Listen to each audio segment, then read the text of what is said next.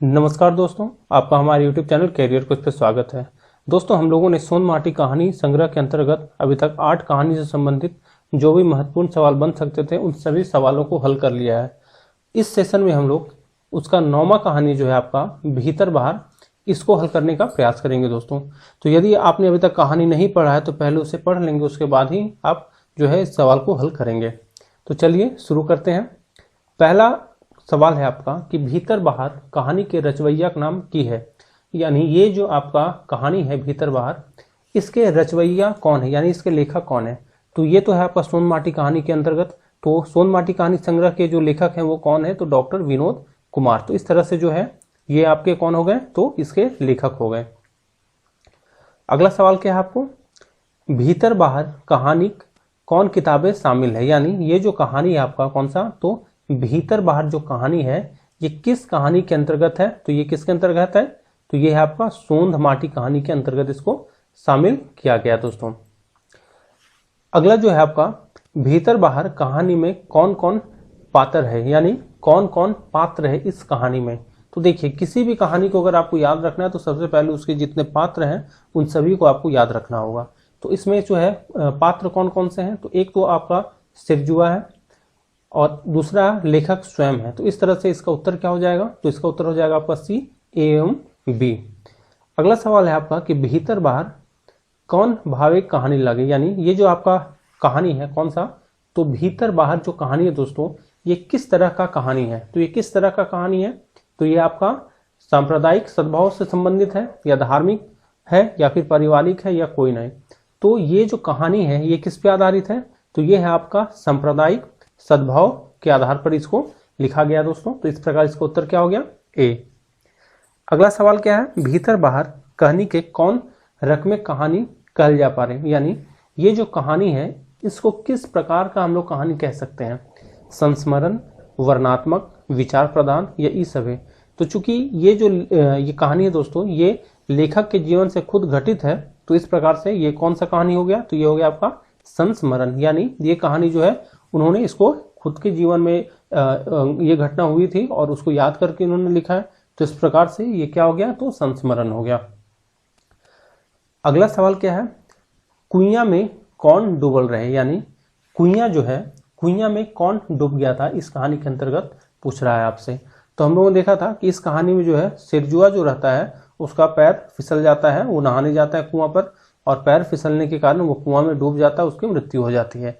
तो इस प्रकार इसका उत्तर क्या होगा, तो इसका उत्तर हो जाएगा आपका ए, यानी सिरजुआ जो है वो कुआं में डूब गया था।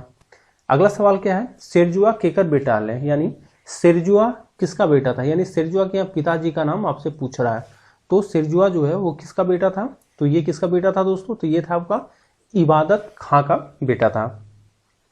अगला सवाल क्या आपका, सिरजुआ कते बछर के छुआ हल। यानी पूछ रहा है कि सिरजुआ जो है उसका उम्र कितना था।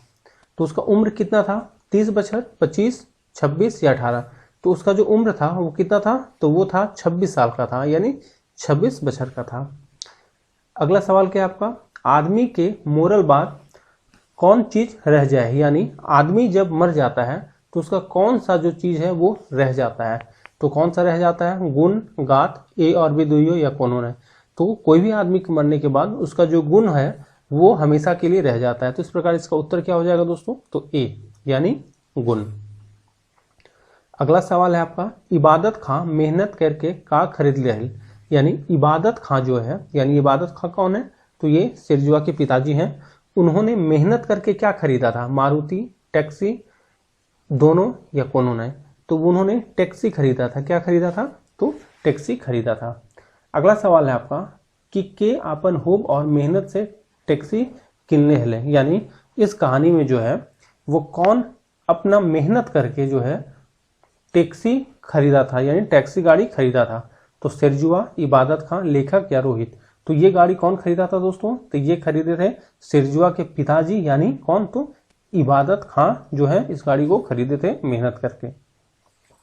अगला सवाल क्या आपका, इबादत खां कैसन बेकथल। यानी इबादत खां जो है वो किस प्रकार के व्यक्ति थे।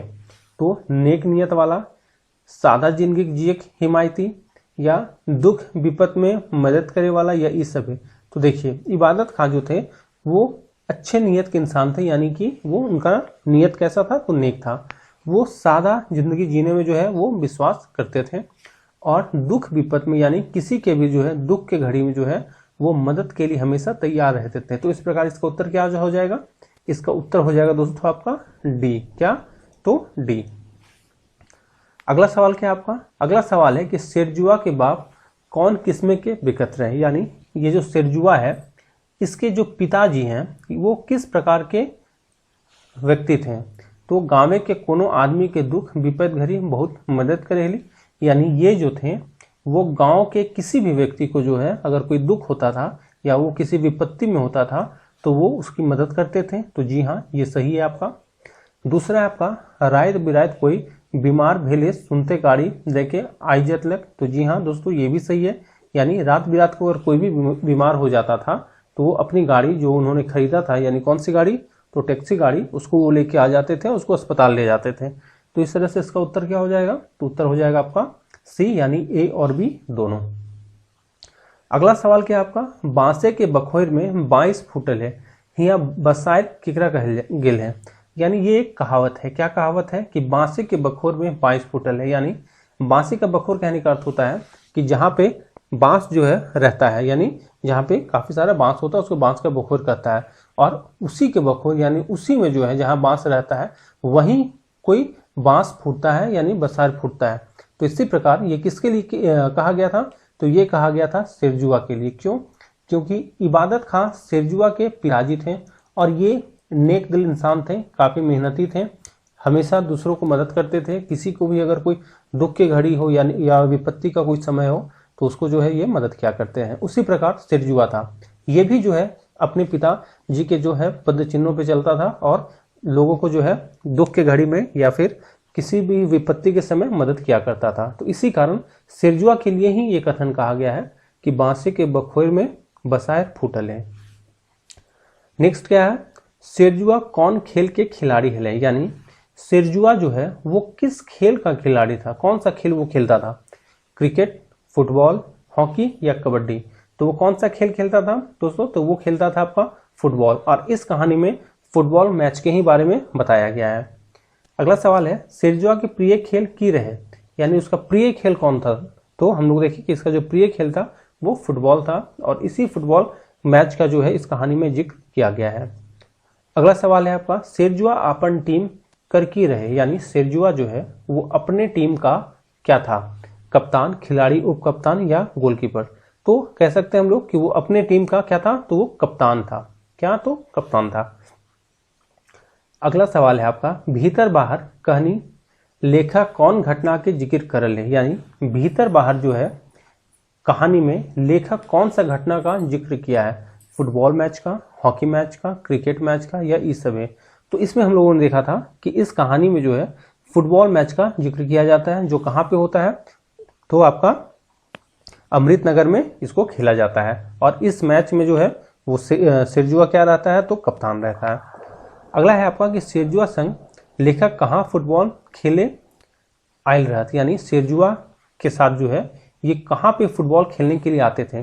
तो कहाँ पे फुटबॉल खेलने के लिए जाते हैं लोग, तो कहाँ, तो ये अमृतनगर जाते हैं। कहाँ पे दोस्तों, तो अमृतनगर। अगला सवाल है आपका, अमृतनगर में भेल फुटबॉल मैच में लेखाकर टीम के कप्तान के हले, यानी लेखाकर कहने का अर्थ क्या हुआ, तो लेखक की जो टीम था फुटबॉल मैच का उसमें उस टीम का कप्तान कौन था। तो हम लोगों ने देखा था कि उस टीम का जो कप्तान था वो कौन था, तो वो शेरजुआ था। कौन, तो शेरजुआ।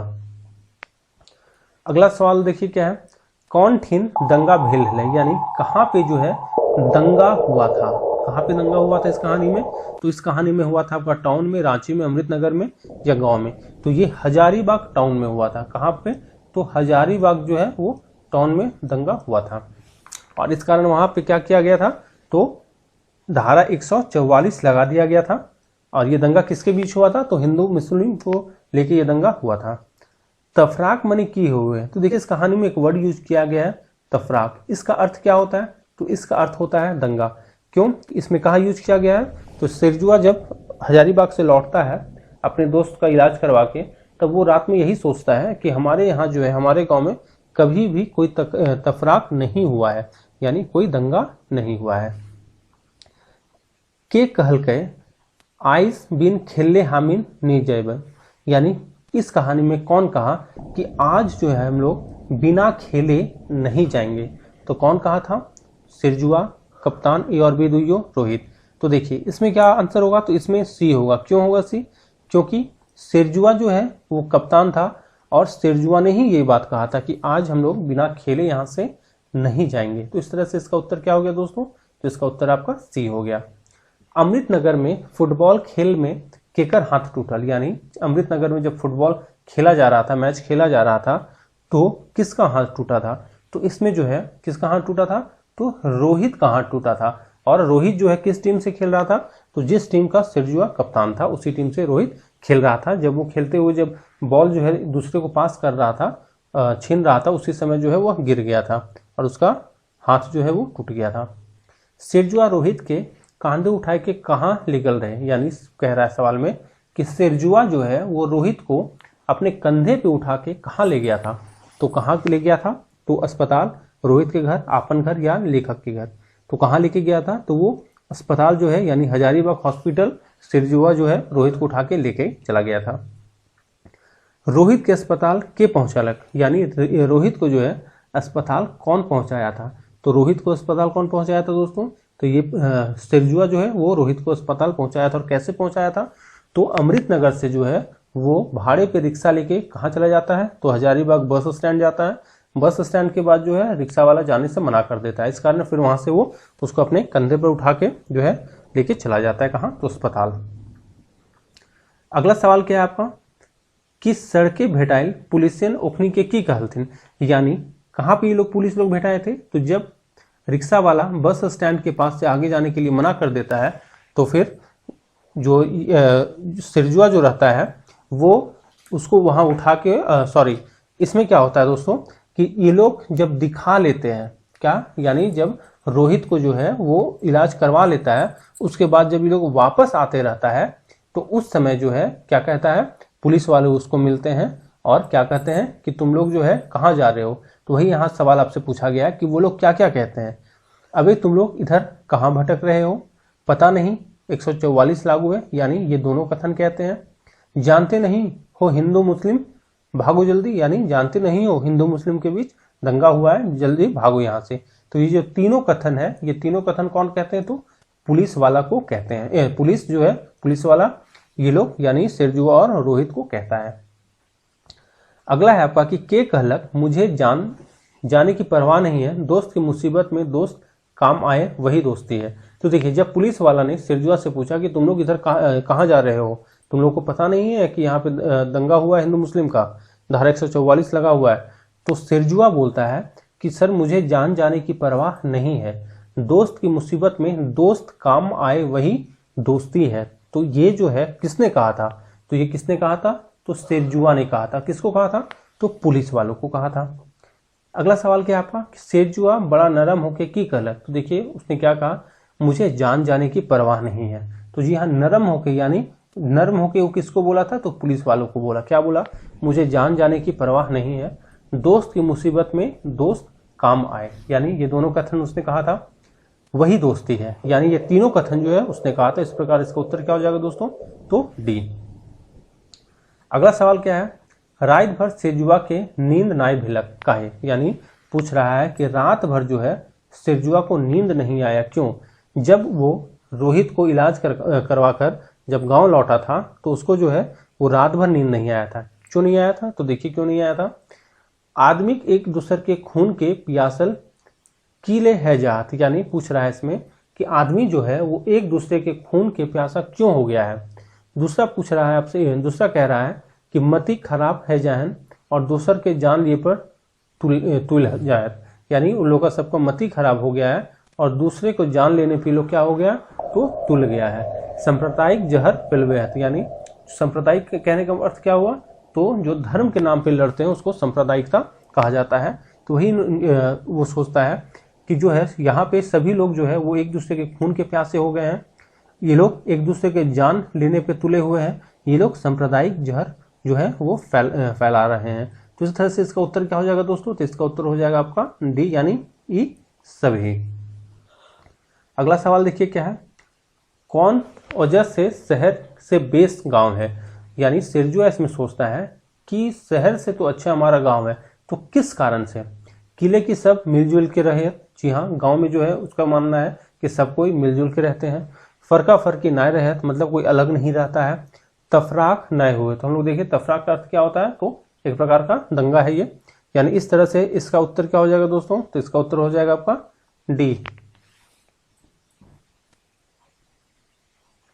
अगला सवाल देखिए क्या है, सिरजुआ बोड़ धर्म ककरा कहल रहे। यानी सिरजुआ जो है वो बड़ा धर्म किसको बोला है।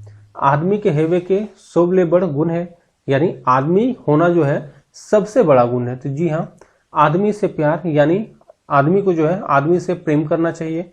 आदमीयता की भावना, यह सबले बड़ धर्म है। उसका मानना था क्या कि आदमी होना जो है सबसे बड़ा गुण है, आदमी को आदमी से प्रेम करना चाहिए, और आदमी को जो है उसमें आदमी में आदमीयता की भावना होना चाहिए, यही सबसे बड़ा धर्म है। तो इसका उत्तर जो हो जाएगा वो क्या हो जाएगा, तो डी हो जाएगा। अगला सवाल क्या है, आदमी हेवे के सबले बड़े गुणे हैं। यानी ये कह रहा है कि आदमी होना सबसे बड़ा गुण क्या है, आदमीयता की भावना, आदमीयता से प्यार। तो ये दोनों गुण जो है वो एक आदमी होने का जो है सबसे बड़ा गुण है। अगला सवाल देखिए क्या है, सिरजुआ लेखक के कहल रहे। यानी सिरजुआ जो है वो लेखक को क्या कहा था, तोर घरे ईद मुहर्रम घरी मलिदा जाओ। तो जी हाँ, जब लेखक जो है सिरजुआ के यहाँ जाता है, जब वो दिखा के आता है रोहित को, तो सवेरे जो है मिलने कौन जाता है उससे, तो लेखक जाता है। उस समय वो उसको सारा बात बताता है, तो उसी समय कहता है कि तुम्हारे यहाँ जो है ईद मुहर्रम के समय मलिदा जाता है मेरे यहाँ से, तुम्हारे यहाँ से जब फगुआ और दशहरा होता है तो तुम्हारे यहाँ से मेरे यहाँ जो है वो हुआ पकवान आता है। सब एक ही परिवार नियर रहो है, यानी हम लोग जो है सभी एक ही परिवार के नियर रहते हैं। यानी इस प्रकार ये जो है क्या कहते हैं, ये इस सवाल में क्या था आपका, सिरजुआ लेखक के कहल रहे। यानी सिरजुआ जो है वो लेखक को ये सभी बातें कहता है। अगला सवाल क्या है, धरती सड़क कैसे उतर जेते। यानी पूछ रहा है कि धरती, यानी धरती पे जो है स्वर्ग किस प्रकार से उतरेगा, ये किसने कहा था। तो सबसे पहले ये किसने कहा था, तो सिरजुआ बोला था। अब वो कैसे उतरेगा उसने बताया था, तो कैसे उतरेगा, तो उसका मानना था कि यदि शहर के लोग मिलजुल रहता है, यानी यदि शहर के लोग जो है अगर मिलजुल के रहेंगे तो क्या होगा, स्वर्ग जो है वो धरती पे उतर जाएगा, नेता सुधर जाए, भ्रष्टाचार खत्म हो जाए, यही सब है। तो उसका मानना था कि यदि जो है शहर के लोग मिलजुल के रहेंगे तो क्या हो जाएगा, तो धरती पे स्वर्ग उतर जाएगा। इस प्रकार इसका उत्तर क्या हो गया दोस्तों, तो इसका उत्तर हो गया आपका ए। लेखक दुर्गा पूजा कंटर फाइल देके कहल रहे। यानी कह रहा है कि लेखक जो है वो दुर्गा पूजा का जो आपका जो एक ये होता है, जैसे जो चंदा उंदा काटने का जो फाइल होता है, वो देख के क्या बोला था सूरजा को, तो क्या बोला था, ए सूरजा भाई तो बेसी ले बेसी चंदा जुगाड़ अपन गांव से करिया। तो जी हाँ, इसने बोला था कि सूरजा भाई जो है तुम अपना जो है ये चंदा जो है ज्यादा से ज्यादा अपने गांव से जुगाड़ करना। गांव एक नवजुवक संघ, ध्यान दीजिए यहाँ से भी सवाल बन सकता था आपका, कि गांव के नवजुवक संघ दने से दुर्गा पूजा घड़ी नाटक खेले के तय भेल है। यानी कि गांव का जो नवजुवक संघ है उसके तरफ से क्या हुआ था, क्या तय हुआ था, तो नाटक खेलने के लिए। इस प्रकार इसका उत्तर क्या हो जाएगा, तो इसका उत्तर हो जाएगा दोस्तों आपका सी। क्या, तो सी। अगला सवाल क्या है आपका, सिरजुआ कुइया में कैसे डूबल रहे। यानी पूछ रहा है कि सिरजुआ जो है वो कुइया में कैसे डूब गया था। तो कैसे डूब गया था दोस्तों, कुआं नहाए गेल हले। तो जी हाँ, उसने कुआं पे नहाने के लिए गया था, उसका गोड़ फिराइल रहे, यानी कि जी हाँ पैर उसका जो है वो स्लिप कर गया था, फिसलन से सीधे कुएं में डूब गया। तो जी हाँ, वो जैसे ही फिसला वो सीधा कहाँ चला गया, तो कुआं में जो है वो डूब गया था। इस तरह से इसका आंसर क्या हो जाएगा दोस्तों, तो डी, यानी ये सब है, यानी ये सब के कारण जो है वो कुआं में डूब के उसकी मृत्यु हो गई थी। तो इस तरह से हम लोगों ने जो 9वां कहानी था आपका भीतर बाहर, उसको हम लोगों ने समाप्त कर लिया है दोस्तों। यदि आपने ये कहानी नहीं पढ़ा है तो कृपया पहले उसे पढ़ लेंगे, उसके बाद ही इसको बनाने का प्रयास करेंगे। तो चलिए मिलते हैं अगले सेशन में, तब तक के लिए धन्यवाद।